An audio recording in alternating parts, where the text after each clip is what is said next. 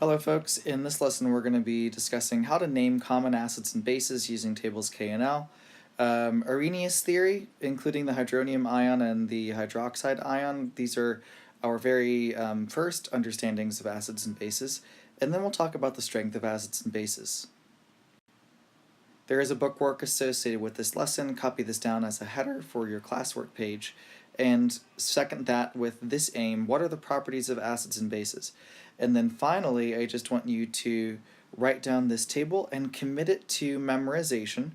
There will, in fact, be a quiz tomorrow on this table. So you'll want to have, at the very least, these items memorized for the quiz tomorrow. Yeah, most of the quiz will be just on this table. So get it memorized, have tips and tricks that help you remember it, and get ready for the quiz. So naming acids and bases is really not so bad. There's more than one kind of acid and base, but basically we've got our first kind, which is a binary acid. We've also got ternary acids and then just bases. So let me explain these ideas first. So a binary acid is composed of a hydrogen ion and one other element. That's why it's binary, because it just means two atoms. So there's really not a lot going on there. Examples of binary acids are like HCl and HF. So it's just two atoms in both cases, and the way you name it is you just start with the word hydro, and then you sort of say the other element's name, and then end it in IC, and then say acid. So as an example, HCl, we're going to start with hydro, then we'll say the other element's name, which is the chlorine, but we're going to actually end it with IC rather than INE, so chloric, and then we say acid. As another example, for HF, we'll start it with hydro, and then you'll say at least part of the other element's name, so the fluor from fluorine, and then we'll say ic, and then acid. So that's hydrofluoric acid. So that's how you name acids, is you look for that hydrogen ion, that's how you know it's an acid, and then you just say hydro blank ic acid. Now ternary acids are a little more complex. You will need to know the name of the polyatomic ion involved, because ternary acids always involve polyatomic ions. Here are a couple of examples. We have H2SO4 and HNO2. And in the H2SO4 example, SO4 is our polyatomic ion. In fact, that's called sulfate. And in our second example, the HNO2, the NO2 is the polyatomic ion, and when you look its name up, you'll find that it's called nitrite. So in any case, the way you name these guys is actually you don't need to say hydro in front of these because there are so many atoms. It's mostly based on the name of the polyatomic ion. But there are some significant sort of things to know. Like if the polyatomic ion ends in 8, the way sulfate does, then you're going to end the acid's name in ic and then say acid. So as an example, in H2SO4, since sulfate ends in 8, we would not end the acid's name in 8, but instead we would end the acid's name in ic. So we would call this one sulfuric acid.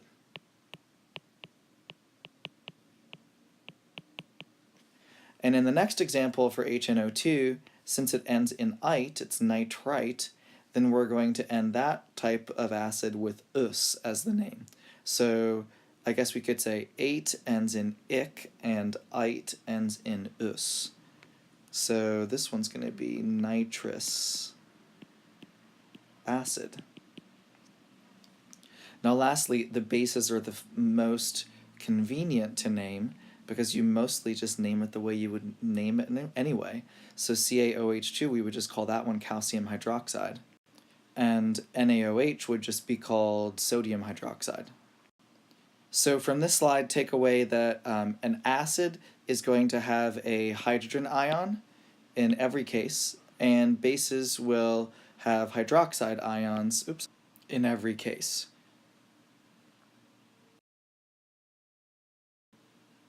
All right, so here is our acid theory. So, since the discovery of acids, chemists have been trying to define exactly what makes a substance an acid. I mean, they're easy to identify because of their properties and the way they react. But what really is an acid? What causes acidity? I would like to direct your attention right now to Table K. So Table K basically is a table of common acids and bases, and it's not a complete list, of course, but there are some interesting ones that you should draw on when you're asked certain questions on the regions. For instance, you may not have known that carbonic acid is the acid that's in your soda when you drink soda. It's H2CO3 aqueous or CO2 aqueous. It's the same idea. I can show you how in terms of equilibrium reactions. But you also have ethanoic acid, which ends in this COOH, which could be also represented as acetic acid in this format. But then you have your other more standard ones: hydrochloric, nitrous, nitric, sulfurous, sulfuric, phosphoric. So those are all acids that you'll need to know. So I will sort of minimize this, put it up in the corner. We may need it later. But Arrhenius acids are, they're named after Svante Arrhenius, which was a Swedish chemist. And Arrhenius acids are substances that, when dissolved in water, produce hydrogen ions. I'm going to highlight that because, of course, that's very important. And Table K lists several Arrhenius acids. Now, not all compounds that contain hydrogen are acids. For example, methane contains plenty of hydrogen. It has 4 hydrogens for every molecule. However, it does not release hydrogen ions in the water. Therefore, strictly speaking, it's not an Arrhenius acid because an Arrhenius acid has to produce hydrogen ions. Therefore, why doesn't CH4 produce hydrogen ions in water? Well, the answer is because it doesn't dissociate. It's a molecule, it's not ionic, and so dissociation is not one of its properties. And the following is an example of how we think acids actually behave in water, and it explains the presence of another almost mysterious ion called the hydronium ion, which I will highlight for you in a moment. But basically we have the HCl here, which is our hydrochloric acid. It's in the presence of water, which is one of the conditions for the Arrhenius acid. It says that it has to be dissolved in water. And dissociation is really at the heart of acids and bases, so this is what happens next. Basically, the H on the hydrochloric acid is going to dissociate from the hydrochloric acid and associate itself with the water. Specifically at the oxygen end of the water, which is the more electronegative end. And it produces this interesting ion that has many of the properties of water, but it also has a hydrogen ion attached to it, which you can see here. And this is the third hydrogen ion that was just added, making this overall have a charge of plus, and we're going to give this one the name hydronium ion. So this is a really important guy. I'm going to highlight it. The hydronium ion is attributed to giving lots of the properties of acids. In fact, the hydronium ion is present with all Arrhenius acids. So the only other thing that I have not reported here is that there is going to be a Cl- ion hanging out in the mix, so I'll just add that in. It's our chloride ion. So before I change the slide, I wanted to point out that there is an alternate acid-base theory, or an alternate acid theory that I can go over right now. And it's the Bronsted-Lowry theory of acids, but it basically says that the alternate acid theory says that acids are proton donors, which we can see over here, because HCl is an acid, right? And here's a hydrogen ion, which is basically a proton. And it's certainly true that this hydrogen ion is being donated to the water. So, alternate acid theory, acids are proton donors. And yes, you do need to know that for the regions. All right, let's do base theory. So similarly to acids, the properties of bases are explained by the presence of another ion, but in this case, it is the hydroxide ion. And an Arrhenius base is one that produces hydroxide ions when dissolved in water. Table L lists some common ones, which I'll show you now. So there it is, and one of the things that you'll notice about table L is that many of the bases contain hydroxide in the name, indicating that hydroxide is an important ion for bases. So we have NaOH, KOH, CaOH.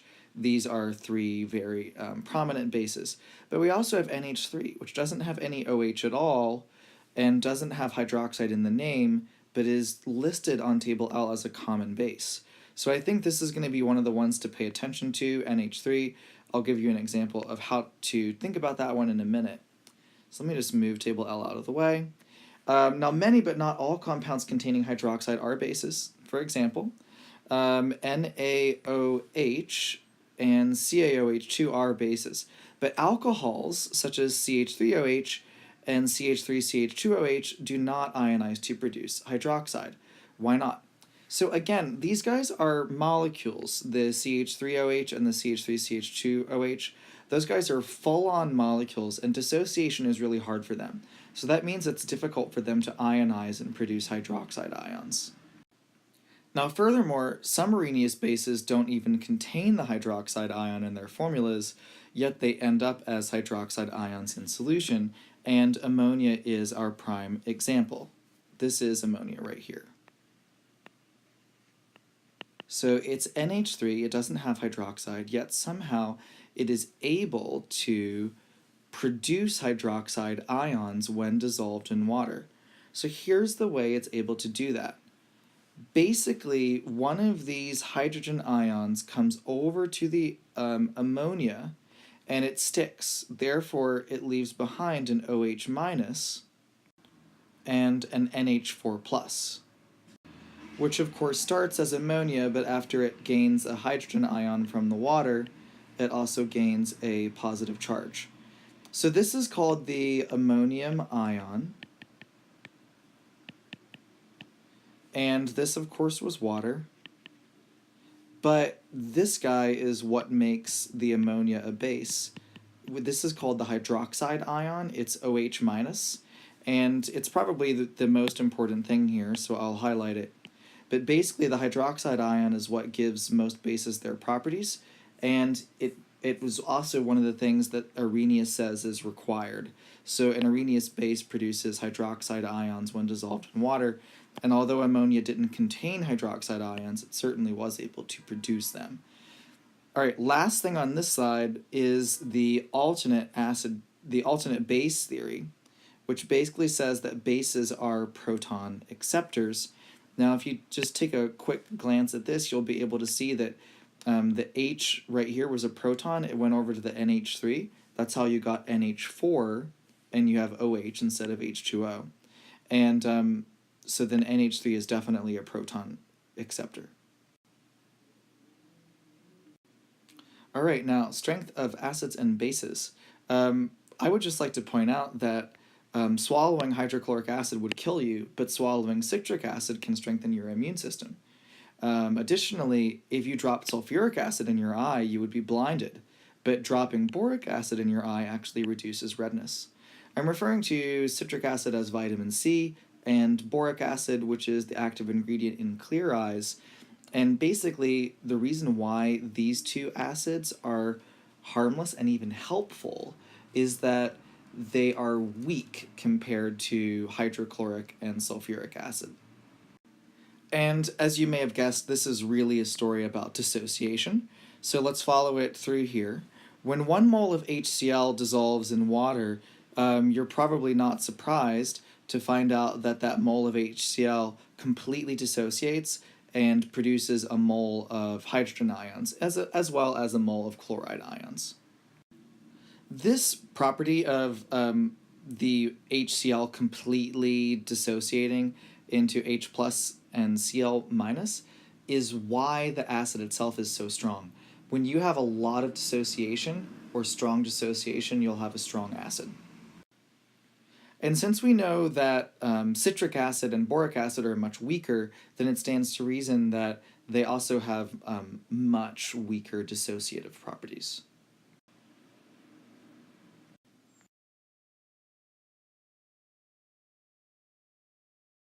The Arrhenius theory of acids and bases defines an acid as a substance that releases protons in solution, and a base as a substance that releases hydroxide ions in solution. We know that ammonia can act as a base and exhibits alkaline properties, but contains no hydroxide ions. How is this possible? In this lesson, we will learn about the Bronsted-Lowry theory of acids and bases, which fills in the gaps in the Arrhenius theory. You have learned that acids are substances with a pH lower than 7. We can test for acids using universal indicator solution, or paper, which turns red or orange, all depending on the strength of the acid. Blue litmus paper also turns red in the presence of an acid. An example of an acid that you are likely familiar with is hydrochloric acid. Hydrogen chloride dissolves in water to give hydrochloric acid. Hydrogen chloride will dissociate to give a proton and a chloride ion. The proton is not just released, but it is transferred to another substance. For our example, water accepts the proton to form a hydronium ion. A hydronium ion is also known as an oxonium ion. A Bronsted-Lowry acid is a substance that releases or donates protons in solution, in our case, hydrogen chloride. A Bronsted-Lowry base is a substance that accepts protons in solutions, in our case, water. Notice that the definition of a Bronsted-Lowry acid or base is not a function of pH. So an acid-base reaction, according to the Bronsted-Lowry theory, involves the transfer of a proton from one substance to another. In the introduction, we mentioned that ammonia acts as a base even though it does not release hydroxide ions, which is stipulated in the Arrhenius theory. When ammonia dissolves in water, it accepts a proton from water. Notice that this reaction also involves a proton transfer. Can you figure out which substance is acting as an acid in this example? Which is acting as a base? Please pause the lesson to think about this and resume when you are ready. In this example, water acts as a Bronsted-Lowry acid because it releases a proton. Ammonia acts as a Bronsted-Lowry base because it accepts a proton. So a base, according to the Bronsted-Lowry theory, does not need to have a pH greater than 7, or turn red litmus paper blue, or turn universal indicator solution or paper blue or purple. The only requirement is that it is able to accept protons. Have you noticed that water acted as a base in our first example, but as an acid in the second example? Substances that can act as either an acid or a base are amphoteric. In conclusion, according to the Bronsted-Lowry theory, an acid is a substance that dissociates to release or donate protons. A Bronsted-Lowry base is a substance that accepts protons. Therefore, an acid-base reaction, according to this theory, involves the transfer of a proton. And with that, we have reached our pair up. Please copy down these questions before class begins tomorrow, and follow them up with these summary questions to finish up the classwork page of your notes, and I'll see you in class tomorrow. Thank you very much for watching, and have a great evening.